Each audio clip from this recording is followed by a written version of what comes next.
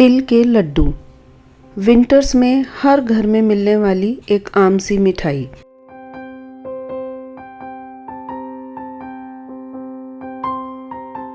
और जब मौका लोहड़ी या संक्रांत का हो तब तो ये हर प्लेट की रौनक बन ही जाते हैं। तो चलिए दोस्तों, आज हम बनाते हैं तिल के लड्डू।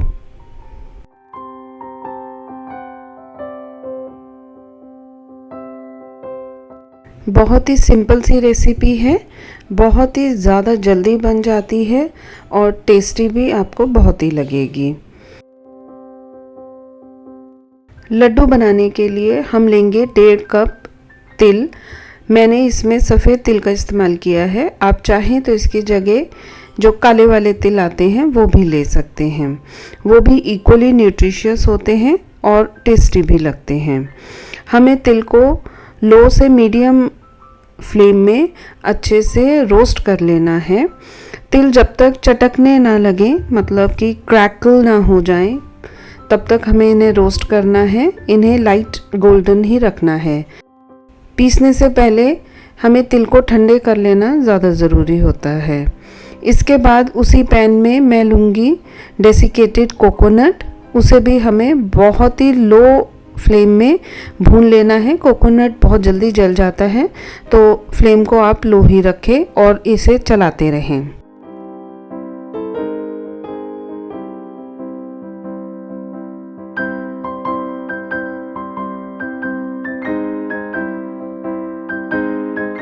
कोकोनट भूनने के बाद इसे भी तिल के साथ ही ठंडा होने के लिए रख दीजिए।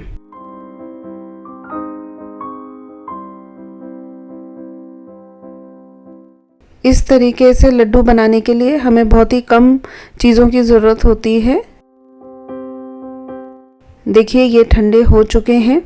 अब चलिए नेक्स्ट स्टेप की तरफ बढ़ते हैं। मैं थोड़ा सा घी मेल्ट करके रख लूँगी अभी से ही। इसका यूज़ कब करना है मैं आपको वीडियो में आगे बताऊँगी।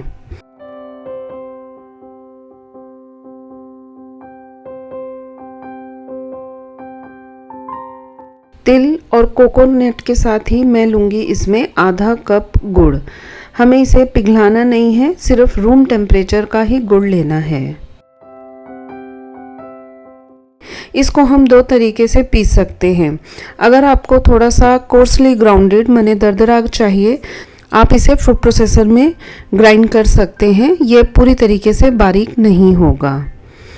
पर अगर आप लड्डू को बिल्कुल बारीक तिल के साथ बनाना चाहते हैं तो आप इसे मिक्सर ग्राइंडर में भी चला सकते हैं।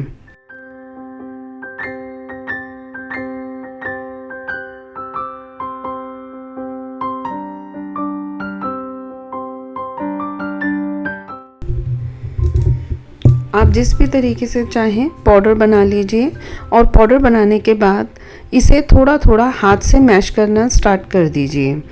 हाथ से जब आप इसको मैश करेंगे तब आप ध्यान दीजिए कि ये बाइंडेबल सिचुएशन में आना चाहिए। मतलब कि आप मुट्ठी बांध के देखिए, अगर लड्डू फॉर्म हो रहे हैं तब तो आपका ये मिक्सचर बिल्कुल सही है। अगर आपके तिल अच्छी क्वालिटी के हैं, गुड़ रूम टेम्परेचर में ठीक है, तो फिर ये बहुत जल्दी बाइंड हो जाएंगे।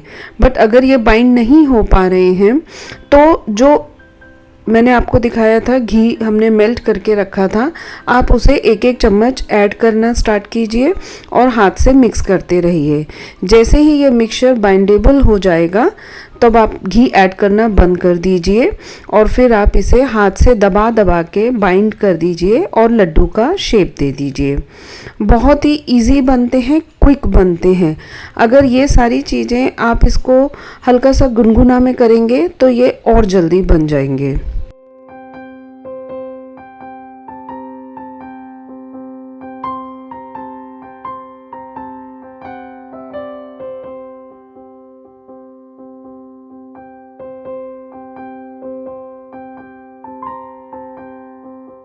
लड्डू बनाने के बाद इसे लाइट हाथों से गोल गोल कीजिए। तब तक गोल गोल कीजिए जब तक ये शाइन बाहर ना आ जाए, या जो घी है या तिल का जो तेल है वो आप इसमें बाहर आपको दिखने लगेगा।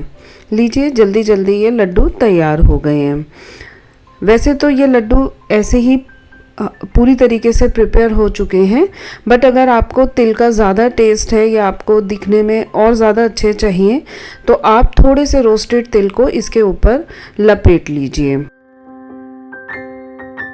देखिए इस तरीके से जब आप इनको तिल में लपेट लेंगे तो ये लड्डू इस तरीके से दिखेंगे। ये दिखने में भी बहुत अच्छे लगते हैं और जब आप च्यू करते हैं और तिल आपके मुंह में आते हैं तब भी बहुत अच्छे लगते हैं।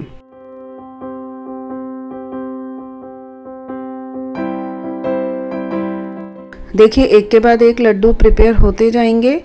बहुत ही जल्दी ये रेसिपी बन जाते हैं। लड्डू 5 से 10 मिनट में लड्डू रेडी हो जाते हैं। टेस्टी लगते हैं और ये लड्डू पूरी तरीके से प्रोटीन और फाइबर से भरपूर होते हैं। आयरन है इसमें, बहुत सारे मिनरल है इन लड्डुओं में। हमें कैल्शियम भी बहुत अच्छा मिलता है। बहुत ज़्यादा न्यूट्रिएंट से भरे हुए ये लड्डू हैं। ज़रूरी नहीं है कि आप इसे किसी त्यौहार पर ही बनाएं, आप इसे इजीली किसी भी स्नैक से सब्स्टिट्यूट कर सकते हैं।